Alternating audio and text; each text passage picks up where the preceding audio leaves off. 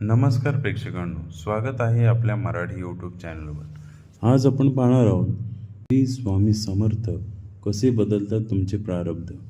श्री स्वामी समर्थ प्रारब्ध बदलणारा महामंत्र। पहिलं, कर्माची तीव्रता कमी करणे, डिल्यूशन ऑफ इंटेन्सिटी। अध्यात्म सांगते की ज्या गोष्टी नशिबात आहेत त्या भोगाव्याच लागतात, पण स्वामी त्या भोगाची तीव्रता कमी करतात। उदाहरणार्थ, जर एखाद्या भक्ताच्या प्रारब्धात मोठा अपघात असेल तर स्वामींच्या कृपेने तो अपघात एका साध्या ओरखड्यावर निभावतो। तत्व: स्वामी कर्माचे फळ पूर्णपणे पुसत नाहीत, तर ते सुळाचा फास टोचणीवर निभावतात। यामुळे भक्ताला दुःख सहन करण्याची शक्ती मिळते आणि कर्माचा मोठा गाळा टळतो। दुसरा, भोगण्याचे बळ देणे। कधीकधी काही प्रारब्ध अटळ असते। अशा वेळी स्वामी भक्ताचे मन इतके खंबीर बनवतात की मोठं संकट येऊनही भक्त डगमगत नाही। जेव्हा स्वामींचा हात पाठीवर असल्याची जाणीव असते तेव्हा मेंदूतील भीती कमी होते।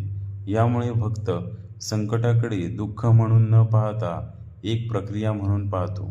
स्वामी भक्ताच्या मानसिकतेवर बदल करून त्यांचे प्रारब्ध सुसह्य करतात।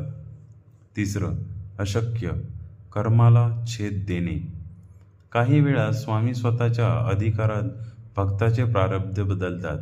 श्री गुरुचरित्रात आणि स्वामींच्या अनेक लीलेमध्ये असे उल्लेख आहेत जिथे स्वामींनी मृत्यूच्या दारातून भक्ताला परत आणले आहे किंवा अत्यंत गरिबीत असलेल्या व्यक्तीला श्रीमंत केले आहे। तत्व: जेव्हा भक्त पूर्णपणे शरणागत होतो तेव्हा स्वामी त्याचे जुने सॉफ्टवेअर म्हणजे प्रारब्ध बाजूला सारून नवीन प्रोग्रामिंग सुरू करतात। याला स्वामी कृपी म्हणतात। चौथं, नामस्मरणातून कर्माचा क्षय। जसा अग्नी कापसाच्या ढिगाऱ्या जाळून टाकतो तसे स्वामीही नामस्मरण संचित कर्माचा नाश करते। सतत नामस्मरण केल्याने तुमच्या शरीरातील कंपने बदलतात। ही उच्च कंपने तुमच्या सभोवतालच्या परिस्थितीला आणि लॉ ऑफ ला प्रभावित करतात, ज्यामुळे नवीन आणि चांगले प्रारब्ध घडू लागते। पाचवं, भक्ताला साक्षी भाव देणे।